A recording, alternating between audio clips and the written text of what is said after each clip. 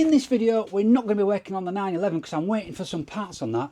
So what I'm going to do is, well, I've got to do a little bit of work on my SVR. So I took my SVR in for an MOT and unbelievably it failed. And it's failed on something really bad, which is the driver's front coil spring has snapped. I mean, this car's only done like 28,000 miles and it's been driven by me quite gently, so I don't know how that has got into a snapped position. Obviously, it could just be the way the spring's been engineered. So what we need to do is, the car's facing the wrong way because it's that wheel over there that I need to work on. So I'm going to spin the car around, and then as I've got the 911 in the garage and I can't get access, we're going to have to do this one on the drive.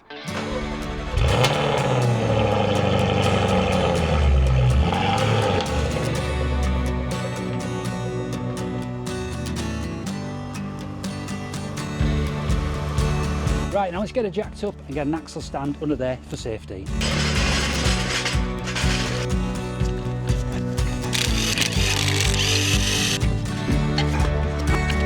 Yeah, I've just had a look, this has definitely snapped. Look at this. Can you see that raw end there, guys? Blimey. Yeah, that's quite nasty, that, isn't it? Right, so my issue is that I've not got the part yet because this is the SVR and I'm pretty sure that the SVR coil spring has a different code than the standard V8 coil spring. Now I went into my local Jaguar dealer, which is Hatfields here near where I live, and asked them if they could get me a price on the replacement part.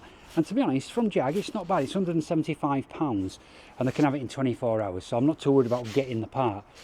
But I then asked him, can you give me the code number so I can maybe go look it up, you know, to see if I can get it anywhere else cheaper? And he basically flat refused to give me the part number for that part. And I'm like, but why? And he said, because you might go on eBay and buy it cheaper. I'm like, yeah, but it's still going to be from Jaguar. But he said, but it won't be from us, will it? I thought, oh, okay. Anyway, so I came home and I did a little bit of research on the internet and I found two different part codes. I think one is for the V8 and one is for the SVR.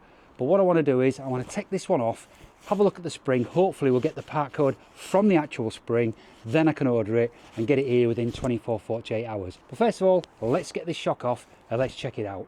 Just before we get into that, guys, I just let you know that I'm actually out with Supercar UK at the moment, and we're just going to a meeting at Lamborghini and McLaren, which are opening up for us. I'm going to put some nibbles on, and there's at least, with this group that I'm in now, at least 72 cars and supercars are going to be there, and God knows what we're going to see at McLaren. But we're just meeting here at Ferrybridge Services before we get there. Look at some of the cars that have turned up at this moment. You're the night sky trying to make me see your stars, but the dark gets lonely. Now I see violet, I can feel silence, and the dark's all that I see. When your stars have burnt out and your heart makes no sound, I'll find valid in your eyes. You'll always be my night sky. Right, so we made it to the car park here, and my God, I mean, there's a load of McLarens obviously. There was a load of Lamborghinis, but a lot of them have left at the moment because we've been here for about an hour now. It's the first chance I've had to do a bit of filming. But let me just show you around the car park. Let me just point out a few cars that I think are absolutely amazing. Check these.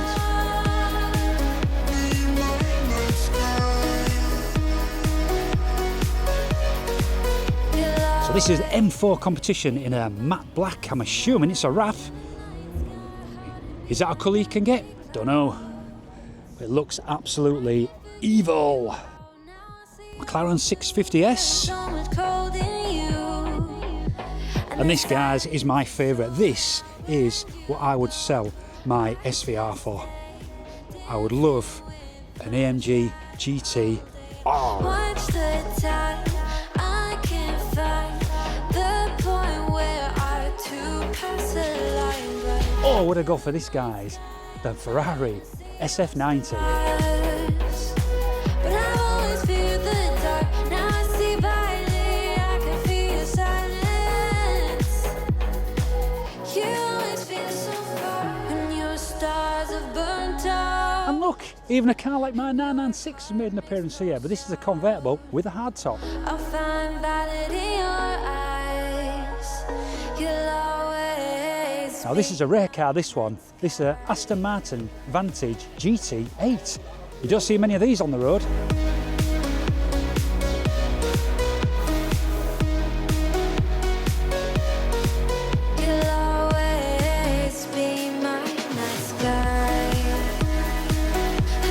this then. This is again one of my absolute favourites. This is a Porsche 911 992 GT3 RS. You'll always be my nice guy.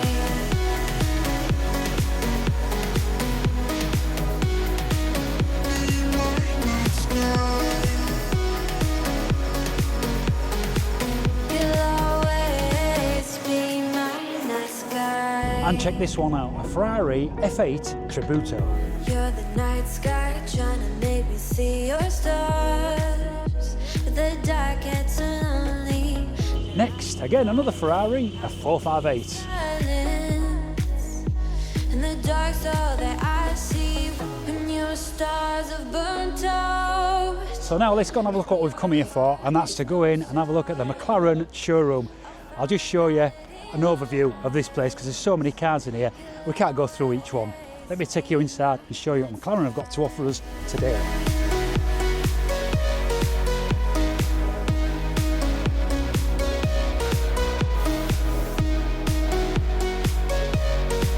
You'll always be my nice guy.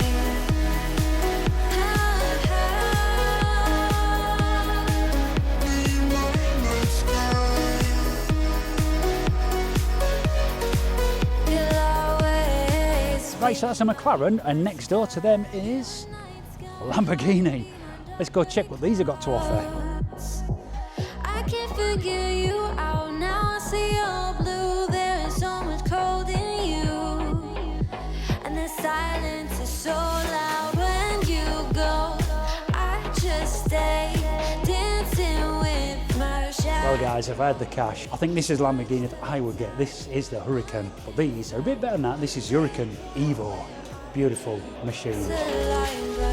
You're the night sky. I'm trying to see your stars, but I've always. Now this one here has got to be one of the best colours I've ever seen on a car. It might not come out on the camera, but my God, this really does pop in this bit of light just from the window Your there. stars have burnt out, and your heart makes no sound. I think this is Lamborghini's answer to Porsche's 911 Dakar. This is the Lamborghini Huracan Starato. Sky.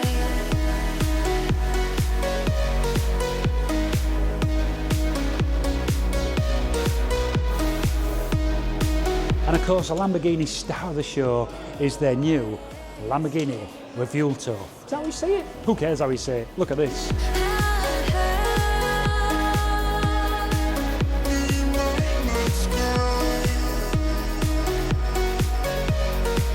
You'll always be my nice guy.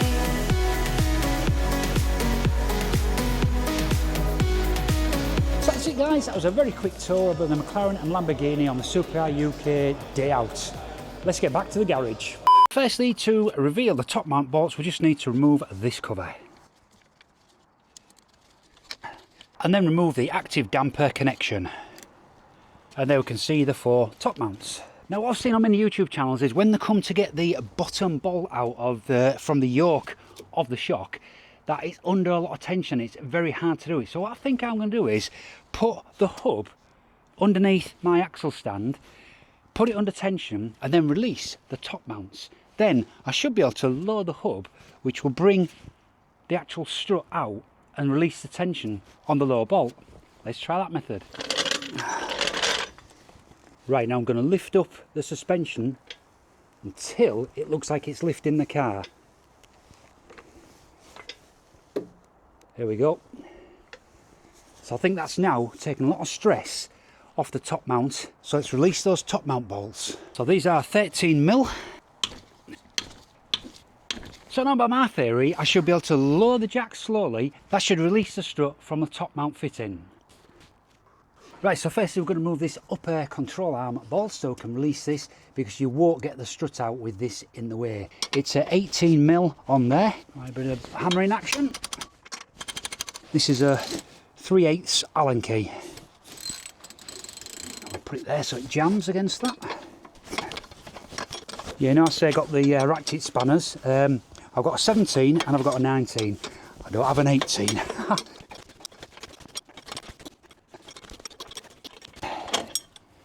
So next I'm going to release the stabiliser bar drop link, and that again is an 18, but strangely the thread in the middle is an actual T40 like star, like that.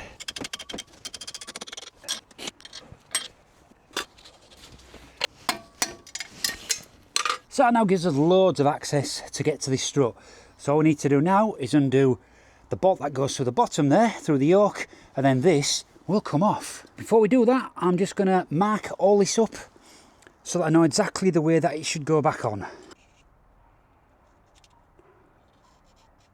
Right, marking done, let's get that bottom bolt out. Right guys, I've just had to go out and treat myself to this lovely Torx bit set from Halfords, and yeah, these are nice. So it's this one that I need, the T60, to fit that lower bolt. But now I'm slowly plugging the holes and gaps in my tool set. So I've got all these now.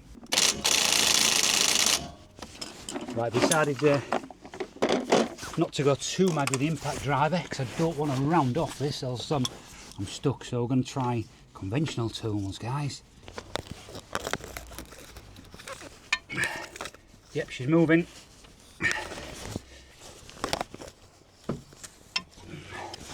Should be able to gun that off the rest of the way now.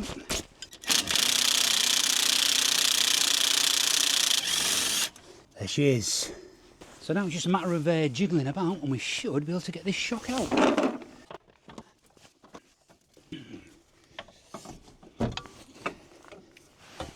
Right, let's get this to the table and I'll show you the damage. Wow, that is nasty. So that bit has snapped off this bit here. Look, clean break. Wow. Right, before we do anything, we'll just mark it all the way up here. So this is going to be top of the spring, whatever that is, that bit there, and that bit there. Right, so now it's marked all the way down there, and I know all this comes to the front. Right, let's get this old spring off now. I shouldn't need a spring compressor here because most of the actual compression has gone with that brake. So let's see if we can just get that nut off, and we'll get the top mount off. Right, so I'm going to gun this off. Word of warning, don't do what I do here. I'm assuming that spring hasn't got a lot of tension in it, and there's only going to be a very small amount of tension in this, so I don't see any problem with gunning this off. Now, it might not come off because I need to hold the centre bit, but let's just see if it does.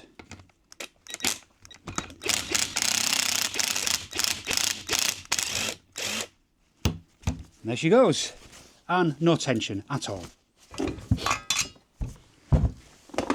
Right, so the only code I can get off this is that one there, which is GX3C2B. So I'm going to have to go Google that and see if that's what I need. Right, so I've just got off the phone with JLR, and they said they can get the spring here by tomorrow. So all loaded.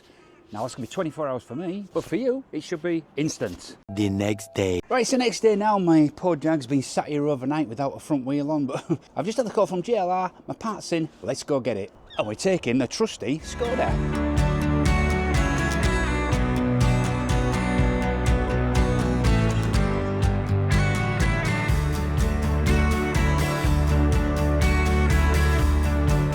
Right, we have the parts from JLR, so let's get back and let's get it fitted to the car. And I'm £176 lighter, which I didn't think bad for an original spring from JLR. Right, so here we go with the new spring and the old spring. There we go, look, because that is broken. Look at that, nasty. Next to each other, and yep, they're exactly the same height, so that's good. Now, if you need to know, this is the code number of the spring. It's a T2R17129. Yeah, Hatfields wouldn't tell me that, but that's the code number of the SVR spring. I don't know if that's the same as the V8, I don't know, but that's the one that they got me. Not sure what this number is here, but this number shows GX3C2B, and if we look on this old spring, that is also a GX3C2B as well.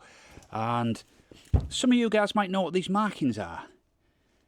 Are they any relevance? What do they mean? If you do though, drop me a comment, because I don't know what these markings mean. Right, so next job is now to get this back onto the actual strut. For this, I think I'm going to need a spring compressor. But the first job is, let's get this strut just cleaned up a little bit. This bit looks really nice. This bit looks a bit grotty. This is the plastic base that the spring winds into. My new spring has come with one already fitted, so I can remove this one. But my markings for alignment I put that on the strut and I put that on the plastic base. Strangely, this plastic base already comes with a little bit of a mark already on it, look. But what I'm going to do is I'm just going to realise that that mark should be in the middle of that bit there, which is the same as this one. So let's remove this bit here. Yeah, I think that bit can fit any way it likes on there, but oh, it's a bit grotty in there.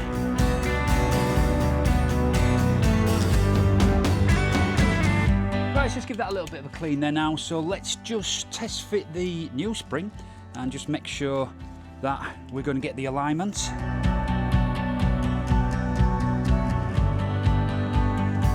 Top mount certainly won't fit on because I can't get to the thread, so I certainly am going to need that spring compressor. Now I do have a spring compressor, but it's not a heavy duty one, so I went on eBay and I've ordered another one, and that's due anytime I can hear the doorbell. Now, and here we have the heavy duty spring compressor. Ooh, that looks nice, doesn't it? It looks way better than the one I've got. Right, will it work though? That's the thing.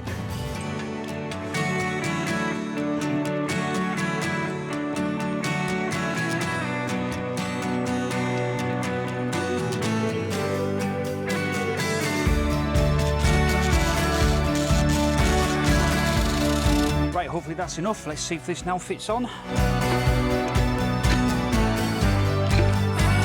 Yes, we can get to the nut.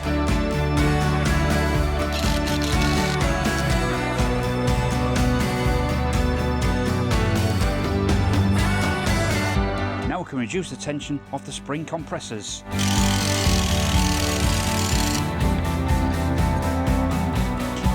And there she is. She is now ready to go back on the car. So first of all, we need to get the yoke in at the bottom end so we can get the big bolt in.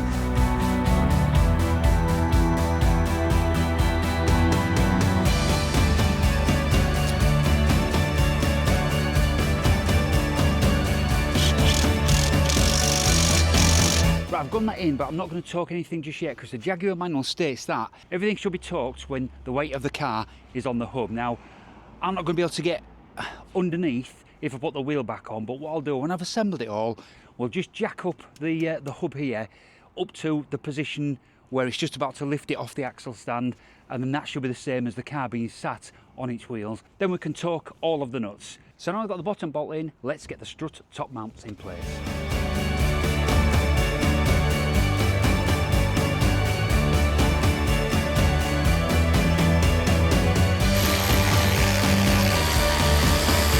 Next is the upper arm ball joint. And the last part to install is the stabiliser bar. Right, so that's everything in place. So what we're going to do is we're going to jack up this now until the car just starts to lift off the jack stands, and then we know we've got the full pressure on the hub. Then we can go do the torque settings on all these bolts. These top ones are 30 Newton meters. And don't forget to put the plug back in and replace the protective cover. And next the upper arm ball joint, which is 90 Newton meters.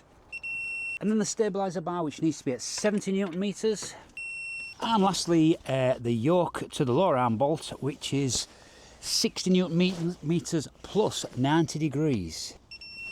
Right, that's 60. Now I've got to go a whole 90 degrees. I have to do this in 245s because I can't get the bar 90 degrees. Right, that's it all torqued up to spec. So I need to lower it back onto the axle stand, get the wheel back on, lower it all the way down, and job is complete.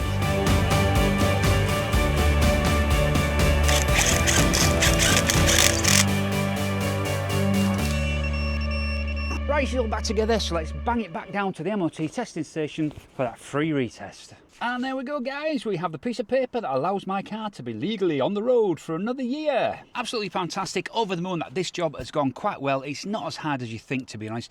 There's only 7 bolts to undo to get that out. As long as you've got the tools and the patience, you too could do this on your own drive at home. Having said that, if you do like this type of content, then don't forget to subscribe to my channel and give me a big thumbs up for this video. So until the next time, stay safe.